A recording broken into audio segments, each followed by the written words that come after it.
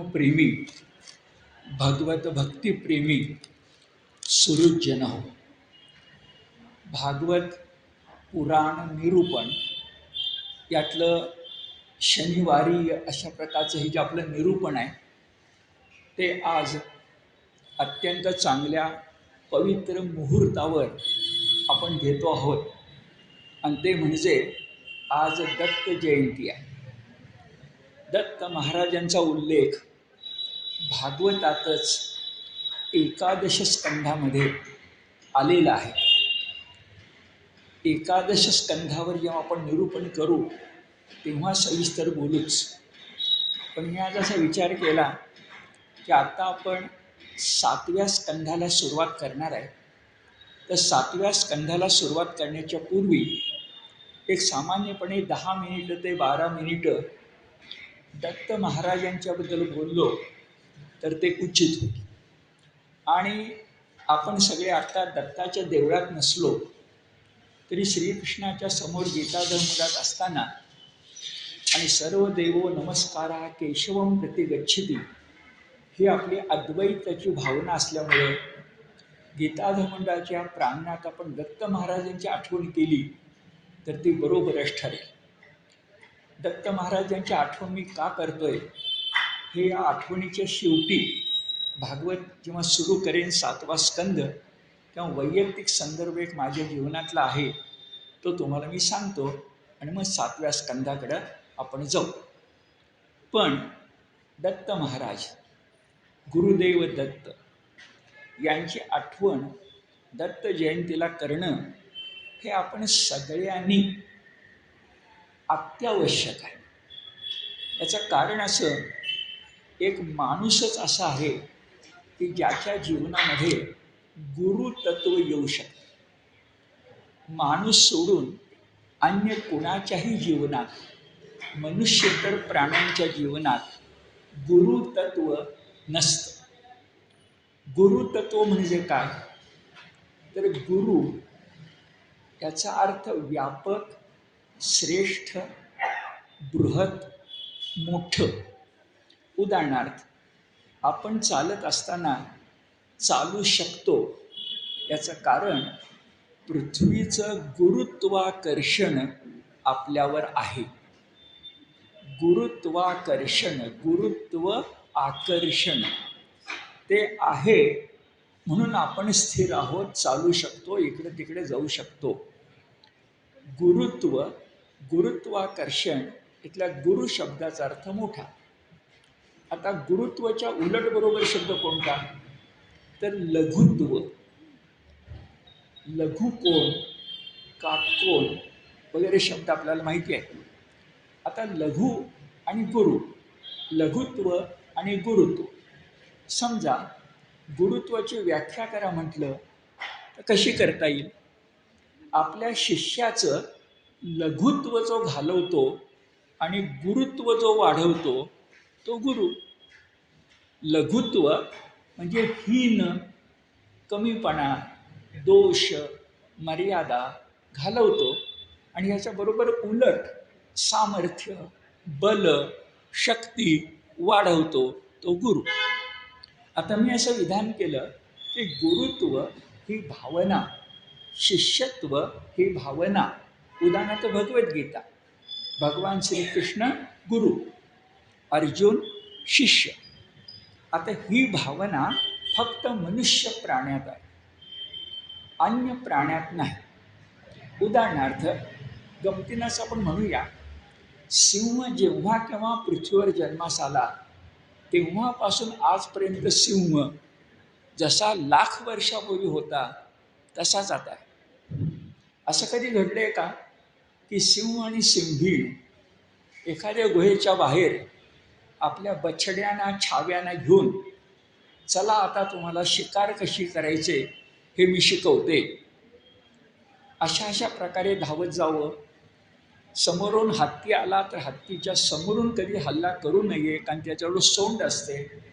हत्तीच्या मागून हल्ला करावा, त्याच्या गंडस्थलामध्ये आपली नखं खुसवावीत आणि त्याला मारावं.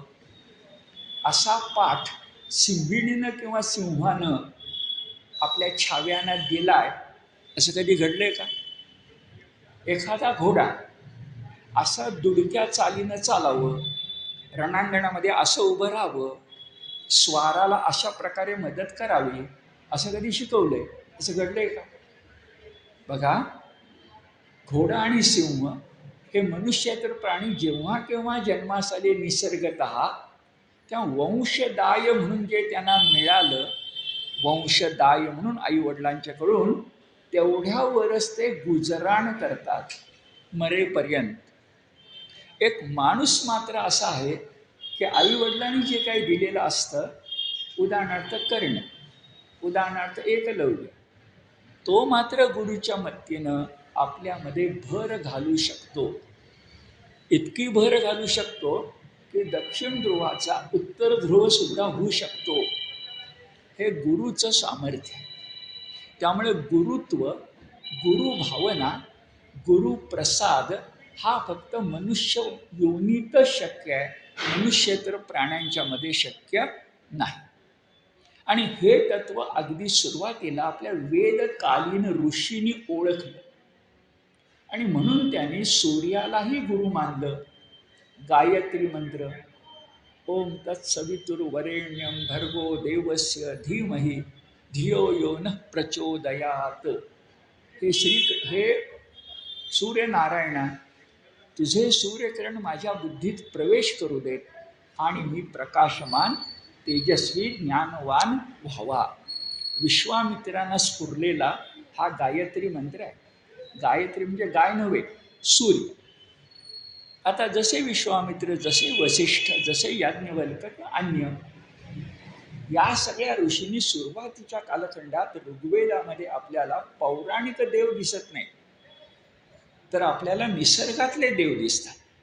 मग सूर्य असेल, उषा असेल, सिंधू सरस्वतीसारख्या नद्या असतील, आकाशातले मेघ असतील, पाऊस म्हणजे वरुण असेल, इंद्रही असेल, हे सगळं निसर्गातल्या देवतांना प्रथम गुरु त्यांनी मानलं आणि वेद कालामध्ये गुरु तत्वाचा जन्म झाला.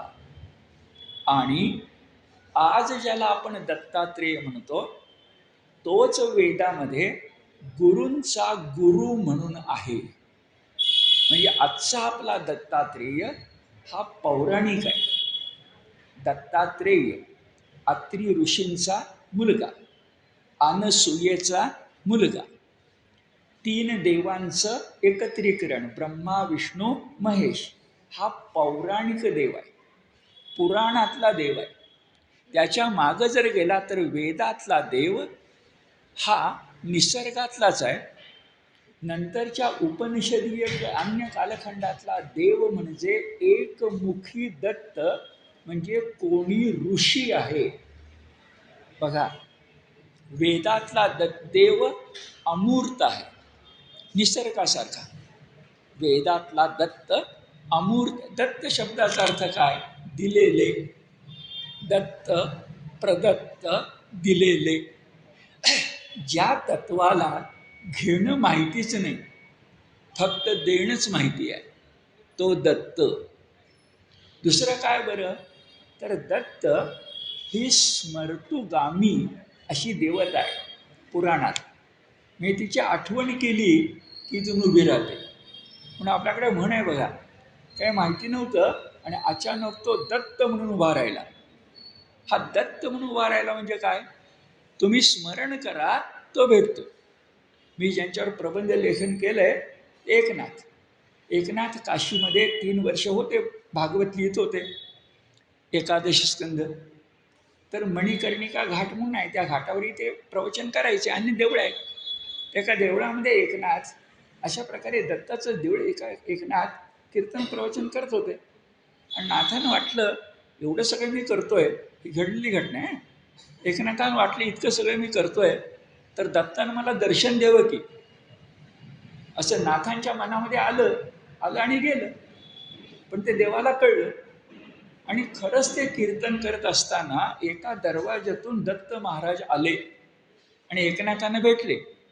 हे जे काही त्यांच्या मनात पक्का आलं, तेच नाथाने जी दत्ताची आरती लिहिलेली आहे त्याच्यामध्ये आहे बघा. आपण जे दत्ताची म्हणून आरती म्हणतो सगळे, ती नाथाने लिहिलेली आहे. ती शेवटी एका जनार्दन आहे आणि एक कडवं आहे. दत्त येऊनिया उभा ठाक्याला, सद्भावे साष्टांग प्रणिपात केला, प्रसन्न होऊन या आशीर्वाद दिला, जन्म मरणाचा फेरा चुकविला. हे आरतीत आपण रोज म्हणतो, पण हा नाथांचा अनुभव आहे, काशीत घडलेला अनुभव आहे. तरी स्मरणगामी देव आहे. तर स्मरण केलं की तो येतो. मग वैदिक देव अमूर्त, नंतर उपनिषदांच्या कालखंडातला एकमुखी दत्त हा कोणी ऋषी. आता एकमुखी दत्त हा ऋषी आहे किंवा एकमुखी दत्त आहे, हे आहेच मुळी. कारण महानुभाव संप्रदाय म्हणून आहे. महानुभाव संप्रदाय ते पंचकृष्ण मानतात, 5 कृष्ण, आणि त्यांच्यातला एक कृष्ण दत्त आहे. कसं आपलं साम्य आहे बघा गीता धर्ममंडळाचं याचं. तर महानुभाव संप्रदाय वारकऱ्यांच्या आधी 100 वर्ष आहे. चक्रधर, गोविंद स्वामी, गोविंद प्रभू असे त्यांची मोठी माणसं आहेत. त्यांचा देव एकमुखी दत्त आहे. बरं, अनेक ठिकाणी तुम्ही एकमुखी दत्त बघता, त्रिमुखी दत्त बघता. आता गंमत बघा, अमूर्त, एकमुखी, त्रिमुखी. आणि नरसोबावाडी, औदुंबर, गाणगापूरला गेलो तर पदचिन्ह, पादुका. काय एका देवाचं सामर्थ्य, किती मुख, किती चरण, काय हे सगळं दत्ताचंच वैभव आहे आणि कुणाचं नाही. विचार करा, मूर्तीची पूजा ही सुद्धा सगुण आहे, पण त्याच्याही मागं जाऊन निर्गुणाकडे नेणारी फक्त पदचिन्हांची पूजा. पदचिन्ह पावलं तरी दत्त दिसतो त्या ठिकाणी. पण एक वैदिक दत्त, नंतर आर्ष का ऋषी कालीन एकमुखी दत्त, नंतर अत्री आणि अनसूया यांच्या पोटी 3 देवांनी जे दिलं दर्शन, तो दत्त. हे 3 देवांची कल्पना कुठून आली बरं? तर ती गीतेची कल्पना आहे.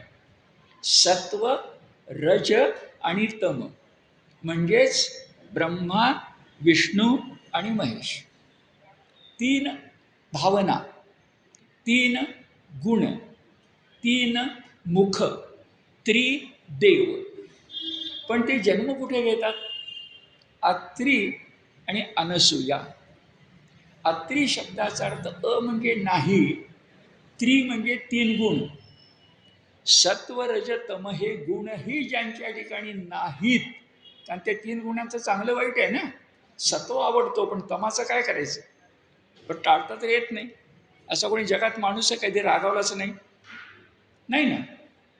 पण जे असं आहे ते अत्री, त्यांच्या पोटी जन्मास येतो. म्हणजे ज्याच्याकडे 3 गुण नाही त्याच्या पोटी 3 गुण जन्मास येतात, अत्रीच्या पोटी. पण ते कसे बरेच चांगले होतात? तर वडील अत्री आहेतच, पण आईचं वैशिष्ट्य असं की तिला मत्सर माहितीच नाही. माणसाचा सगळ्यात मोठा शत्रू कोण असेल तर मत्सर, म्हणजे स्पर्धा. सुखानं घास खाता येत नाही. म्हणजे कसं, आता आंब्याचं सीझन येणार आहे. मी समजा 1000 रुपये डझन आंबे आणले खायला सुरुवात केली आणि कानावर बातमी पडली शेजाऱ्यांनी 1500 रुपये डझन आंबे आणले, तर माझे 1000 रुपयाचे आंबे काही मला गोड लागत नाही. ते कळलं नाही तर गोड लागतात, पण 1500 कळल्यानंतर 1000 गेले फुकट. असूया. आणि जिला असूया नाही ती अनसूया. दत्तांच्या आईचं नाव बघा, अनसूया. असूया, अनसूया आणि अत्री. असे अत्री, असे अनसूया माता पिता त्यांच्या पोटी जन्मले. बरं, या दत्तात्रेयांचे शिष्य कोण कोण बरं? ज्याचा उल्लेख भागवतात येतो तो यदू राजा, म्हणजे आपल्या श्रीकृष्णाचाच पूर्वज. कसं नातं आहे पुन्हा, हा यादव आहे ना, तर यदू राजा हा एक मोठा. आणि कोण? सहस्रार्जुन. आता गंमत आहे, हा सहस्रार्जुन ही दत्ताचा शिष्य, आणि त्या सहस्रार्जुनाचे 1000 हात छाटणारा जो परशुराम, तोही दत्ताचाच शिष्य. गुरु एकच, शिष्य मात्र 2. सहस्रार्जुन, यदू राजा, परशुराम एकनाथांचे गुरु जनार्दन स्वामी आणि स्वतः एकनाथ हे सगळे दत्ताचे शिष्य आहेत. कुठला दत्त? पौराणिक दत्त. आता भागवताशी जोडून मग माझी आठवण सांगतो. तर भागवताला जोडायच्या पूर्वी आपण सगळ्यांनी एक विश्वास ठेवूया, मनपूर्वक विश्वास ठेवूया की दत्त महाराज हे स्मरणगामी आहेत ना. मग आजच्या कालखंडामध्ये सुद्धा जे आम्हाला अवतारी पुरुष म्हणून माहिती आहेत ते दत्ताचेच अवतार आहेत. मग गाणगापुराहूनच आलेले अक्कलकोट स्वामी समर्थ हे दत्ताचे अवतारच आहेत. साईबाबा दत्ताचे अवतारच आहेत. अन्य मी 2 सांगितले, अन्य तुम्हाला माहिती असतील की वर्तमान काळातले साधू संत दत्ताचे अवतारच आहेत. आणि यावर विश्वास ठेवायला काही हरकत नाही, काही हरकत नाही. याचं कारण दत्त ही इतकी प्रेमळ देवता आहे, दत्त ही इतकी प्रेमळ देवता आहे की भक्त कशीही भक्ती करू दे दत्ताला आवडते.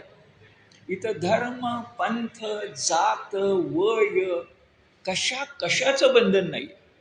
आणि म्हणून तुम्ही बघा दत्ताची देवळं अनेक ठिकाणी असतात.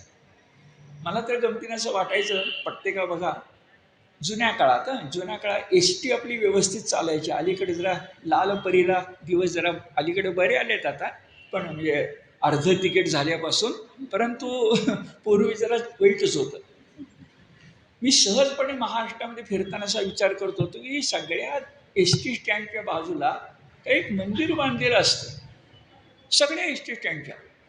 आणि सामान्यपणे मी जे बघितले तर 80% सगळ्या एस टी स्टँडच्या बाहेर दत्ताची देवळं असतात.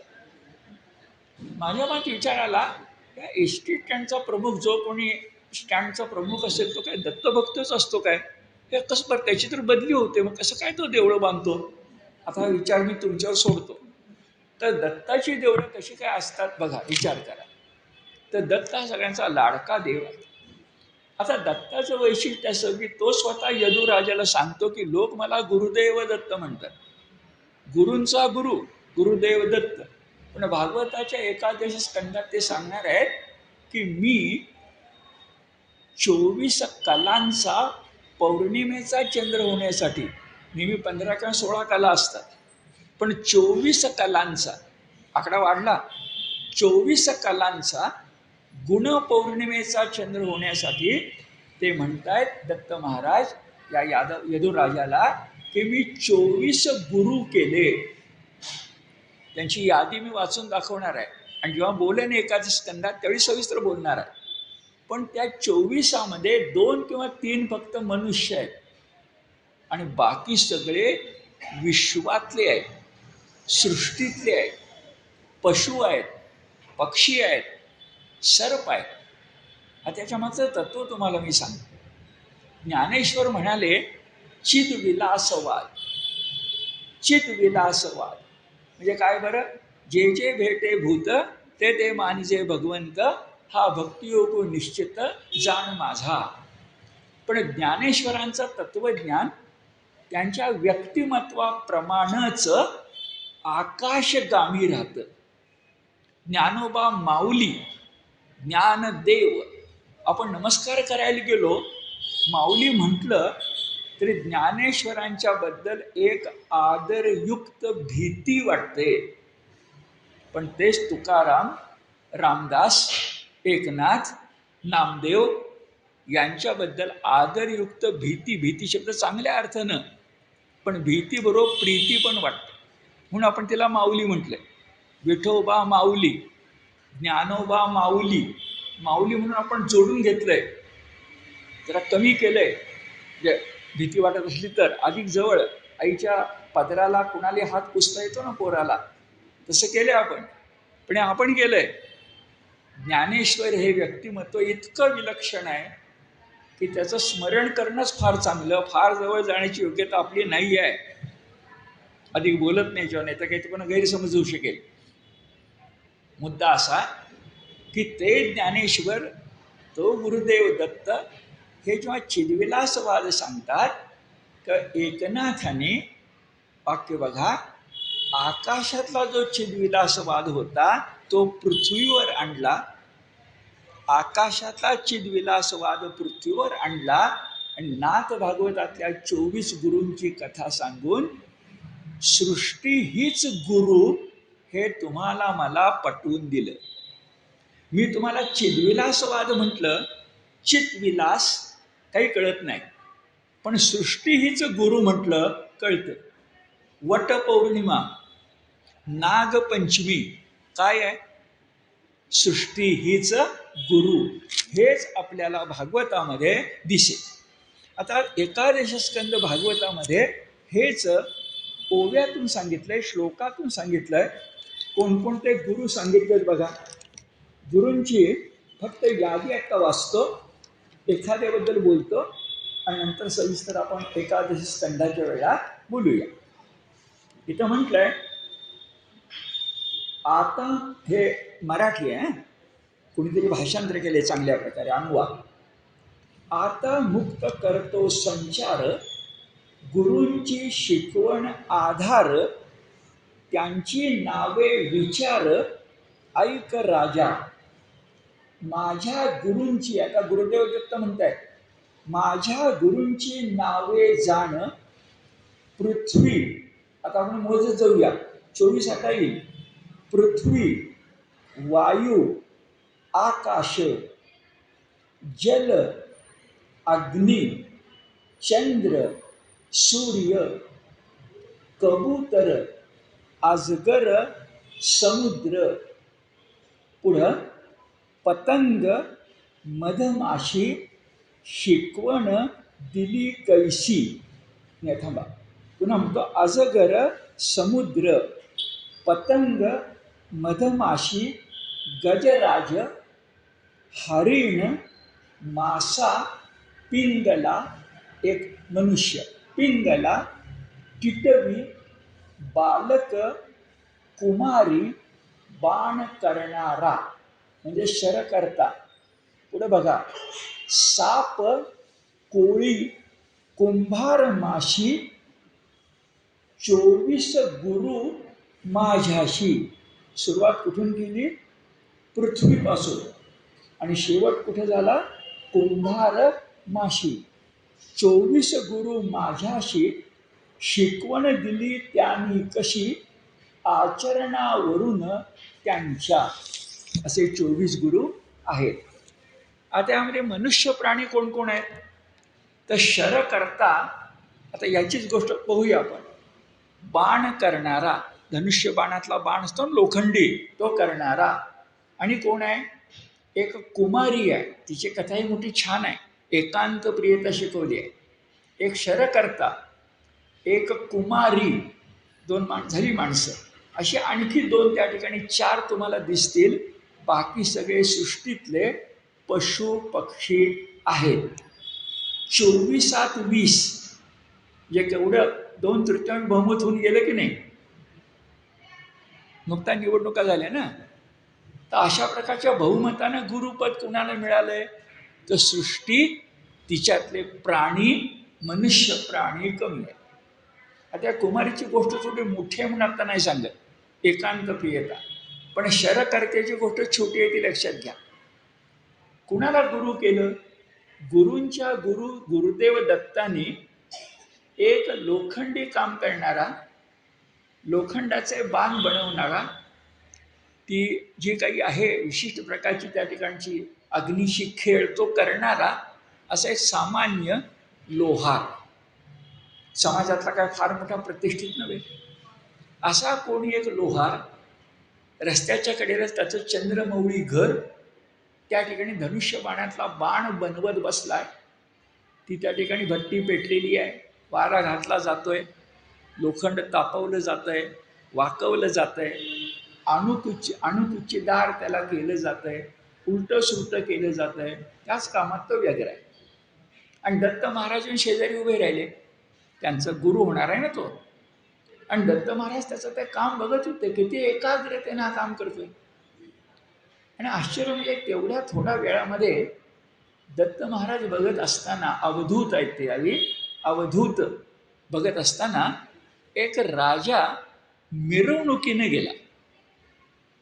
आता राजा हत्तीवर बसलेला, त्याच्याबरोबर निश्चितपणे सैन्य, घोडे, नाही म्हटलं ते तुतारी, नगारा, काही ना काही वाद्य असा मिरवत, कदाचित साखर वाटत राजा गेला.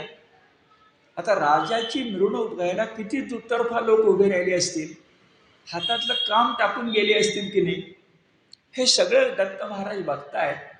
आणि तो पुढे गेल्यानंतर आता राजा कोण असा विचार मनामध्ये आला.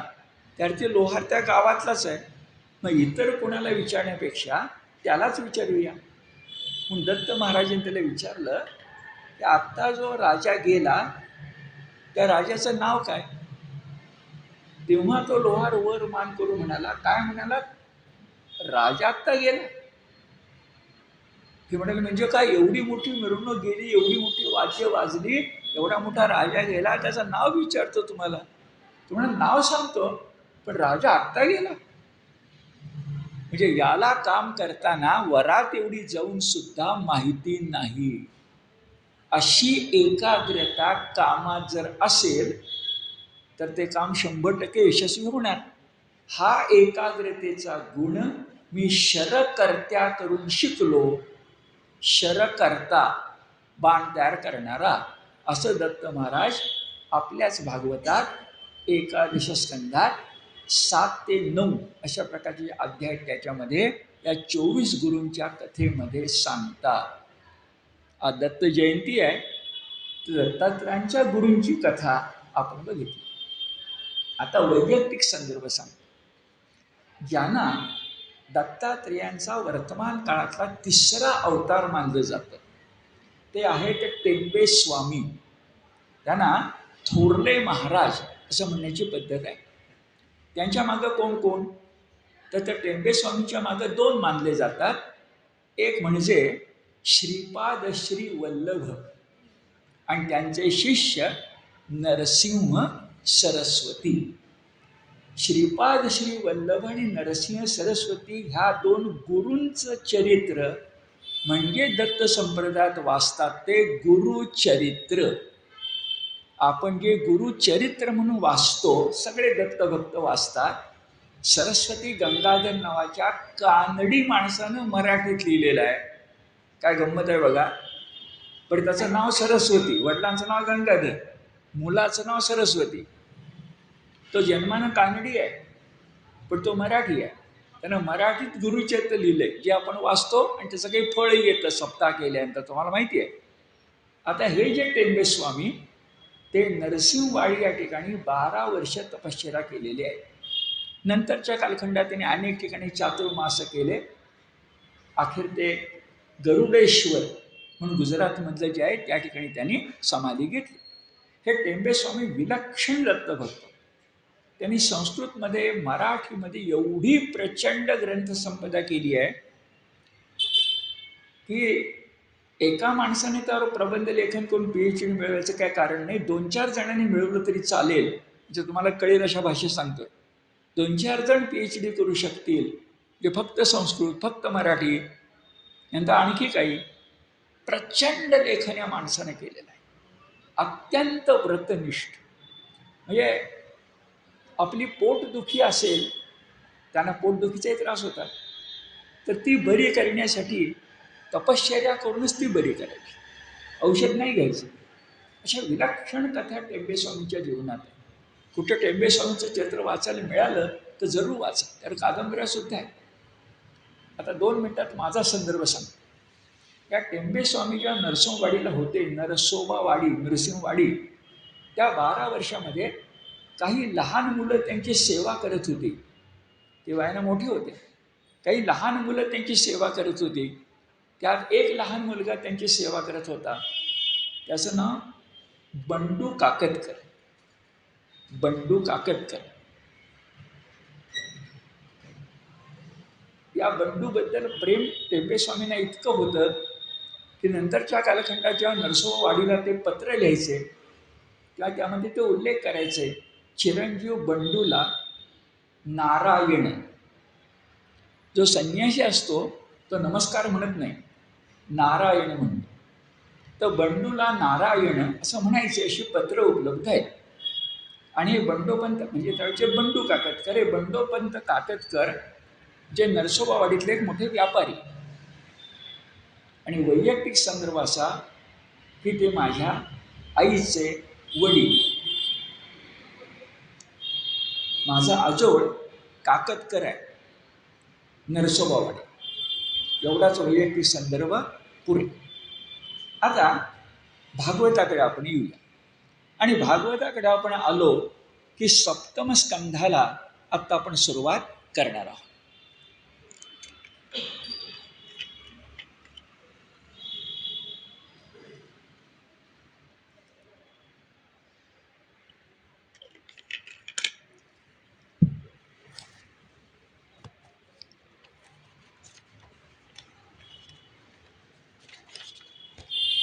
आता सप्तम स्कंधाची सुरुवात ही भगवद्गीतेप्रमाणेच गुरु शिष्य संवादानं होते.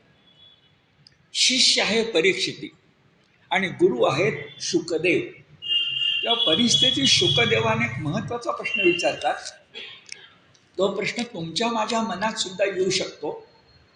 जे कोणी नास्तिक असतात त्यांच्या मनात नक्की येणार. आणि असा एखादा नास्तिक आपल्याला भेटला तर त्यानं प्रश्न केला तर आपण उत्तर काय द्यायचं? आपण आस्तिक आहोत याची तरतूद भागवतानं केली आहे आणि परीक्षितने केली. जे मुळात परीक्षितने केली आहे आणि व्यासाने भागवतानं तुमची माझी सोय केली. काय प्रश्न आहे बरं? किती बरोबर प्रश्न आहे बघा. हा परीक्षिती म्हणतो शुकदेवाना 7वा स्कंध आता सुरू झाला. म्हणतो, अहो सर्व प्राण्यांचे हित पाहणारा, सर्वांना प्रिय असणारा, समदृष्टी असणारा असा जर भगवान असेल तर त्याला शत्रू कसे? उदाहरणार्थ हिरण्यकश्यपू, हिरण्याक्ष, शिशुपाल, रावण, जरासंध कसे? शत्रू कोणाला असणार? शत्रू हे समदृष्टी माणसाला असणार नाहीत, सर्वांचं हित पाहणार असणार नाहीत, दीनदयाळ परमकृपाळू ह्या कसे असतील? म्हणून परीक्षिती विचारतोय शुकदेवांना की तुम्ही तर भगवंताचं वर्णन करताना म्हणतात सर्व प्राण्यांचं हित पाहतो, तो सर्वांना प्रिय असतो, तो समदृष्टी असतो, मग त्याला शत्रू कसे संभवतात? पुढे तो आणखी विचारतो, परीक्षित हुशार आहे, असं विचारतो, तो परमात्मा तर निर्गुण आहे. समजा त्यानं सगुण अवतार घेतला, समजा त्यानं सगुण अवतार घेतला तरी त्याला स्वतःचा कार्यभाग असा काही साधायचा नाही आहे. म्हणजे रामाला काही स्वतःला मिळवायचे, कृष्णाला काही स्वतःला मिळवायचे, स्वतःला कार्यभाग असा काही नाही आहे. आणि मग कार्यभाग असेल तर एखाद्याबद्दल प्रेम वाटतं. किती बरोबर प्रश्न आहे बघा. माझं काम साधते ना त्याच्याकडनं, मग तो प्रियच वाटणार की नाही? मी त्याला नाही नमस्कार केला तरी म्हणणार नमस्कार, तो नाही बोलला तरी मी बोलणार. प्रेम का वाटतं? माझा कार्यभाग साधला पाहिजे म्हणून. देवाला तर कुठलाच कार्यभाग साधायचा नाही आहे, मग त्याला कुणाबद्दल तरी प्रेम का वाटतं? प्रल्हादाबद्दल. दुसरा प्रश्न असा, माणसाचं शत्रुत्व कधी उभं होतं? ते एखाद्याबद्दल भीती वाटली की तो नको बाबा की माझा शत्रू झाला, ते भीतीपोटी शत्रुत्व येतं आणि लाभापोटी प्रेम येतं. देवाला काही लाभ नको आहे, मग प्रेम का? बरं भीती नाही, मग भीती नाही, कशाचीच भीती नाही ना, तर शत्रुत्व का? असा प्रश्न विचारला गेला. म्हणजे कार्यभाग नसूनही प्रीती का आणि भीती नसूनही अप्रीती का? शत्रुत्व का? हिरण्याक्ष वगैरेंशी हा मला प्रश्न पडला आहे, असा प्रश्न परीक्षितेने शुकदेवांना विचारला. शुकदेव इतके प्रसन्न झाले, ते म्हणाले तू प्रश्न इतका छान विचारलास की त्यानं मला आत्मसमाधान मिळणार आहे. आता पटकन आपल्याला आत्मसमाधान म्हणजे आपला संतोष वाटतो, पण तसं नाही. आत्मसमाधान म्हणजे आत्म्याबद्दल चर्चा करण्याचं समाधान. तर फरक लक्षात घ्या. इंग्रजी शब्दात आपण बघूया. आत्मा, आत्मन म्हणजे इंग्रजीमधलं सेल्फ, माय सेल्फ, सेल्फ, SELF. पण आत्म म्हणजे सेल्फ आहे मग सोलचं काय करायचं? SOUL, सोल म्हणजे पण आत्माच ना. सोल, मी स्पिरिट म्हणत नाहीये. स्पिरिटचा अर्थ भूत आहे. त्या भूताशी आम्हाला काही कर्तव्य नाही आहे. आम्ही सोल म्हणतोय. SOUL, सोल म्हणजे आत्मा, तोही आत्मा, आणि सेल्फ म्हणजे आत्मन. याच्यावर आपण काहीतरी सविस्तर बोलूया, अर्धा तास बोलण्यासारखा आहे. आता मुद्दा असा की जर तो परमात्मा निर्गुण आहे, तर समजा तो सोल म्हणजे परमात्मा जीवात्मा झाला, त्यानं काही अवतार धारण केला, ठीक आहे ना. पण मुळात तो कोण आहे? तर मुळात तो मायातीत आहे, निर्गुण आहे, जन्म मरण विकार शून्य आहे. आणि जिला आम्ही माया म्हणतो, त्या मायेने दिलेला जो देह इंद्रियाचा भाग आहे त्याच्या अतीत आहे. म्हणजे देह इंद्रिय अतीत, जन्मादी, जन्म आणि मृत्यू, विकार शून्य, निर्गुण, द्वंद्वातीत, अमेय, अपरिमेय, मायातीत असा तो आहे. मग असा असलेला तो जो आहे, शुकदेव म्हणतात, त्या अशा एका परमतत्वाच्या मनात कारण काही माहिती नाही, पण स्व इच्छा निर्माण होते. जरा चमत्कारिक वाटणार आहे, आश्चर्य वाटणार आहे, पण त्याचं उत्तर आपल्यापाशी नाही. कशी निर्माण झाली? अगदी बायबलमध्ये आपण बघितलं तर काय म्हटलं जातं? तिथे प्रकाश असावा असं त्या परमात्म्याच्या मनात आलं आणि प्रकाश निर्माण झाला. आपल्याकडे तेच आहे. ही सृष्टी निर्माण करावी असं भगवंताच्या मनात का आलं? का आलंचं उत्तर अजूनपर्यंत 10,000 वर्षात तुम्हाला मला मिळालेलं नाही. वेद सुद्धा काय म्हणतात? न इति न इति.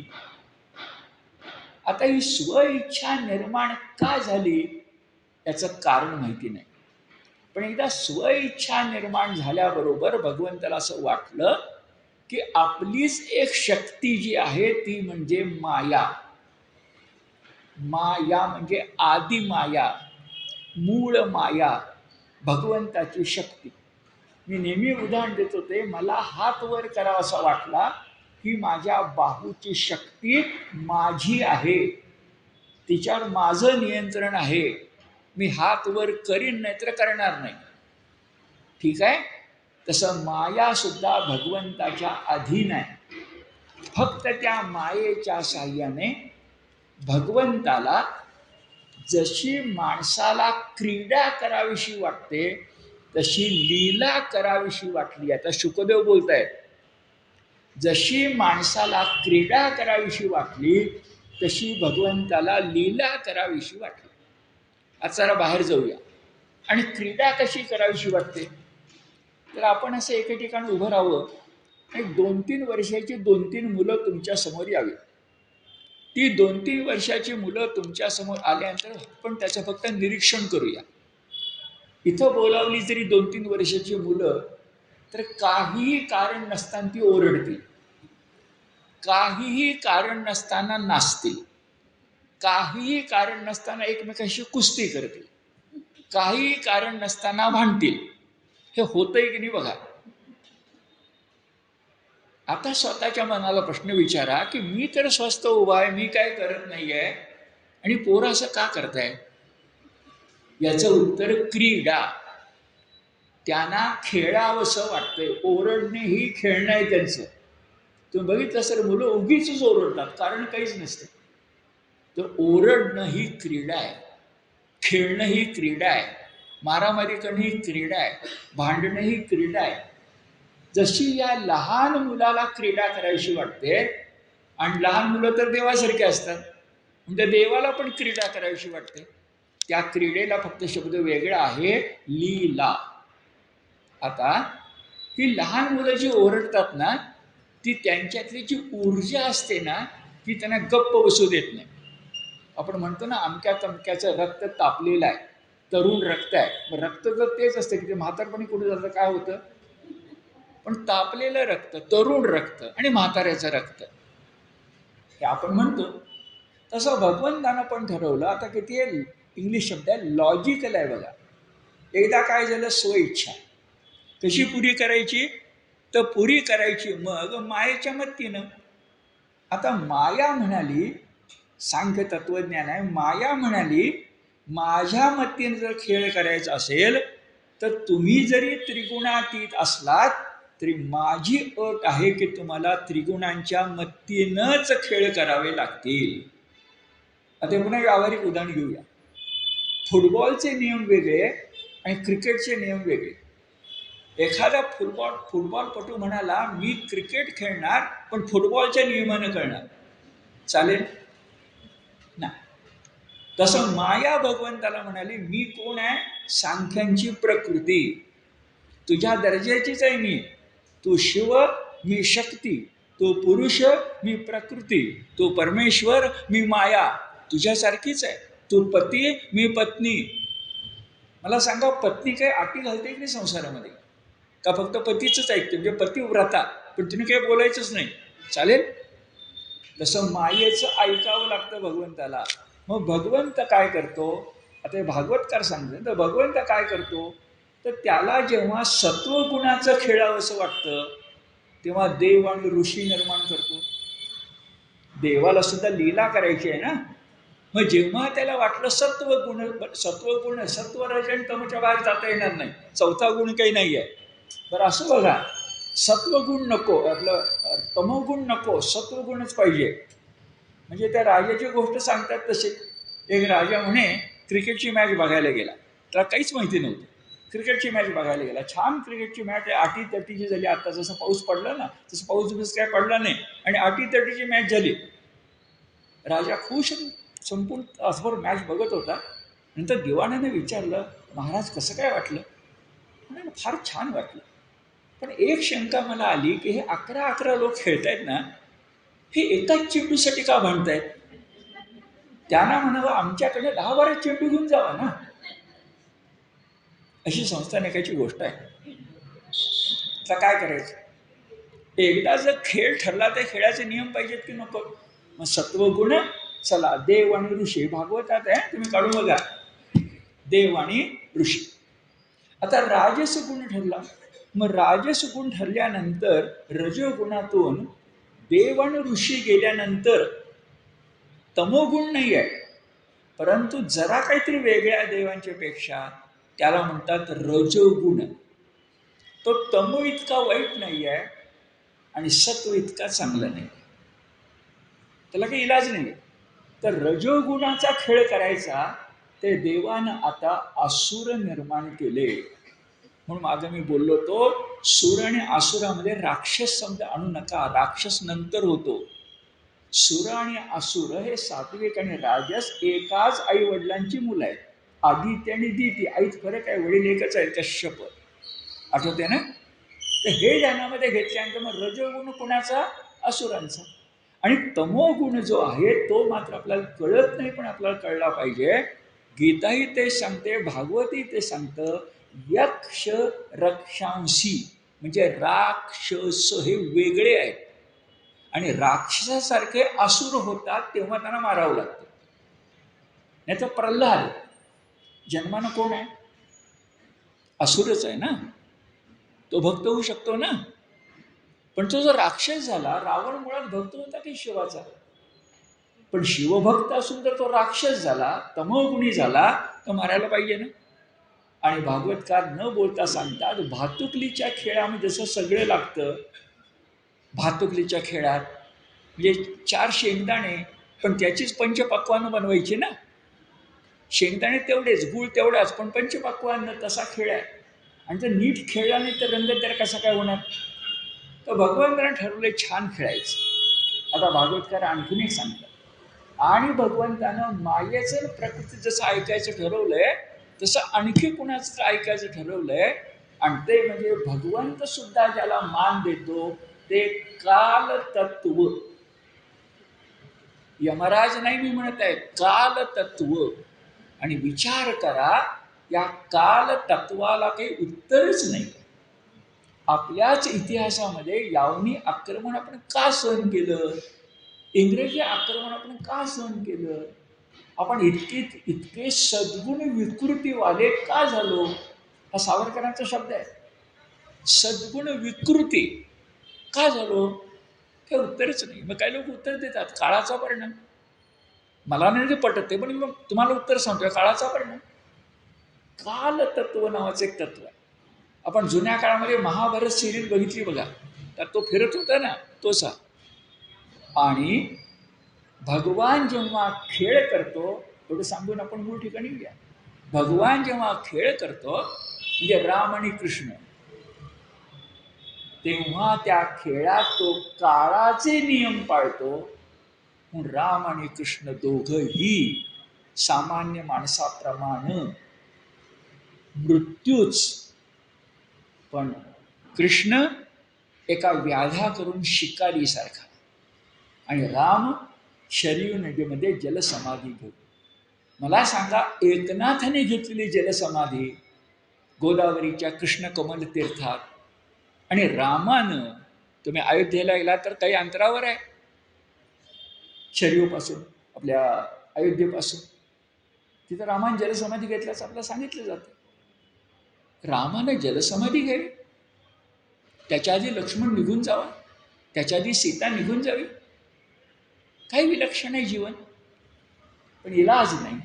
त्याला शब्द वापरतात, काळ वंचना करता येत नाही, काळाची फसवणूक करता येत नाही. तो सर्वोच्च आहे, त्याचे नियम आहेत, आणि परमेश्वर सुद्धा ते नियम पाळतो. म्हणजे परिस्थितीच्या प्रश्नाचं उत्तर काय, तर हे कसं काय घडतंय बरं? तर पहिलं उत्तर, देवानं खेळ करायचा ठरवला, स्वेच्छा, सृष्टी निर्माण झाली. मदत कुणाची? प्रकृती किंवा मायेची.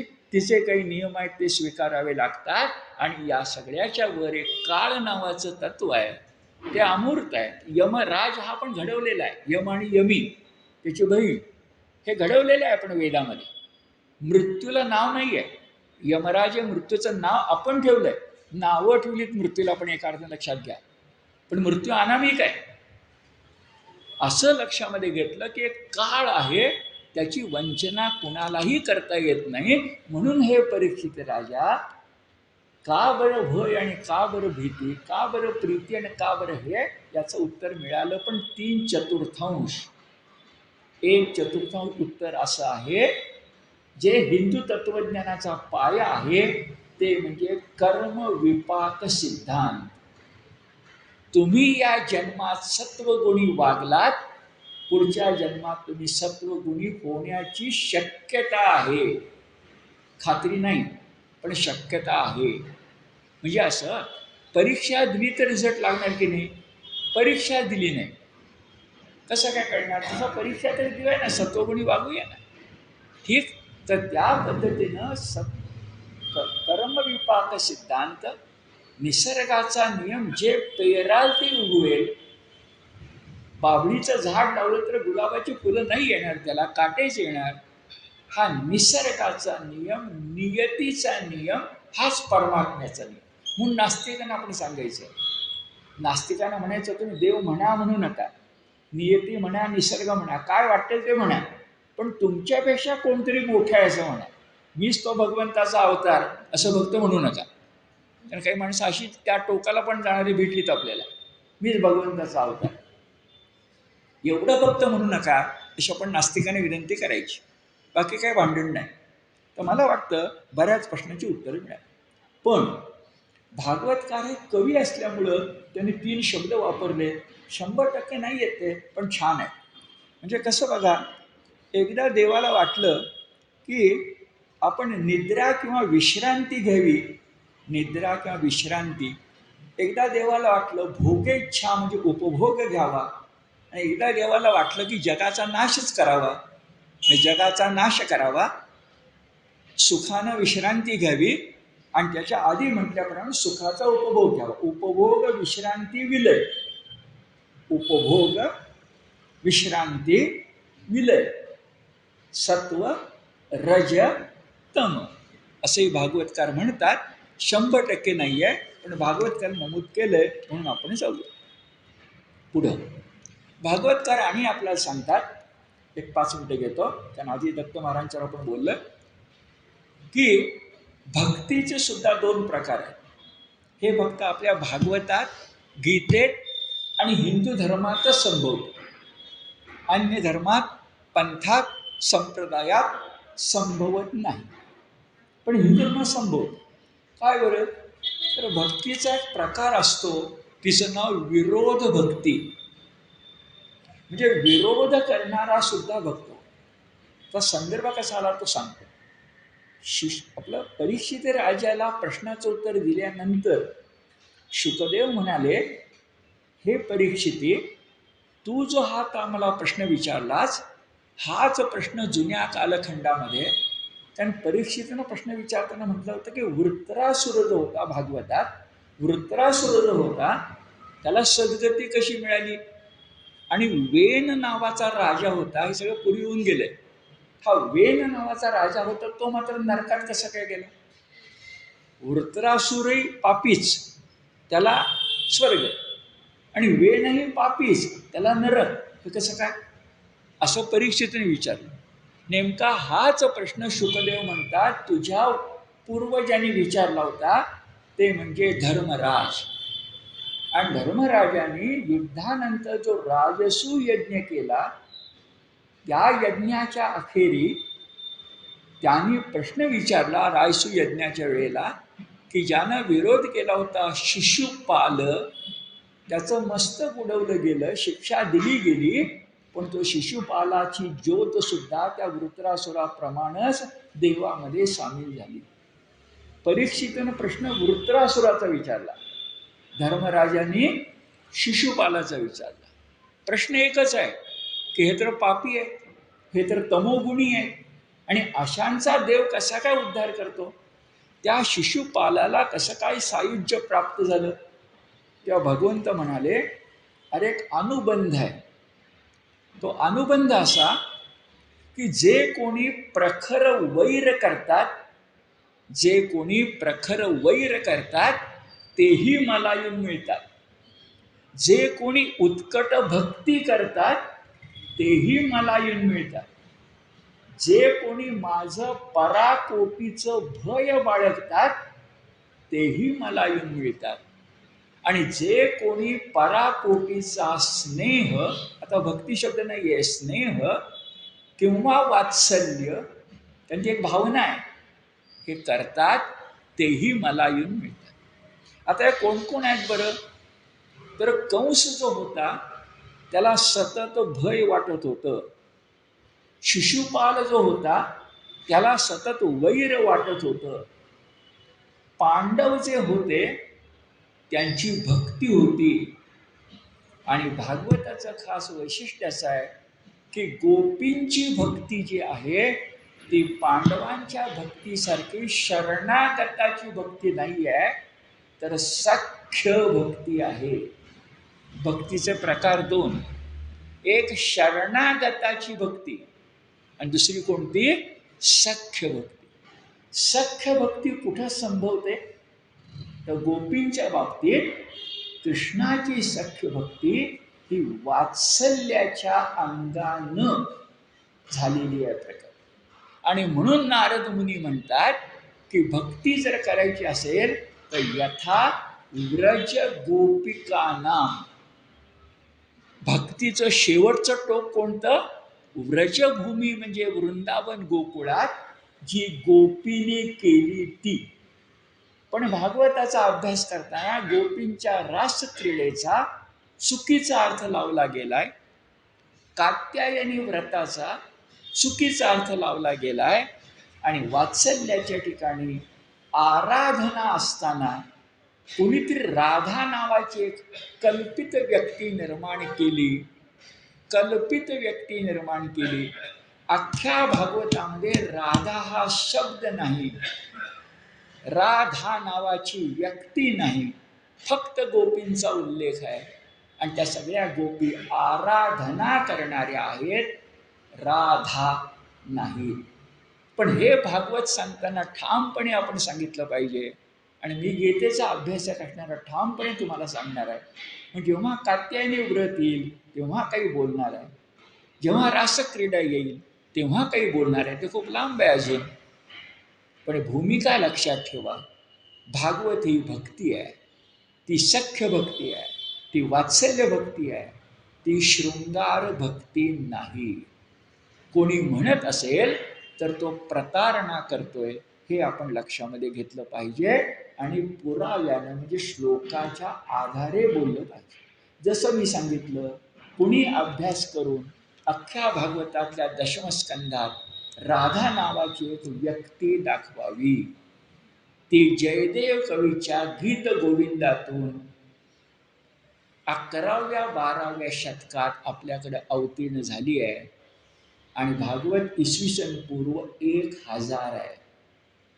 2000 वर्षानंतर आराधनेची राधा जयदेव नावाच्या एका कवीनं गीत गोविंद सारख्या सुंदर काव्यातून, यात वादच नाही, अत्यंत सुंदर काव्यातून तुम्हाला मला दिली. पण ती सख्य भक्ती, वात्सल्य भक्ती आहे हे आपण पुराव्यानं पाहिलं पाहिजे. विषय निघाला पण एकदम दत्त महाराजांच्या पासून राधेपर्यंत आपण पोचलं असं तुमच्या लक्षात येईल. ठीक आहे, थांबूया.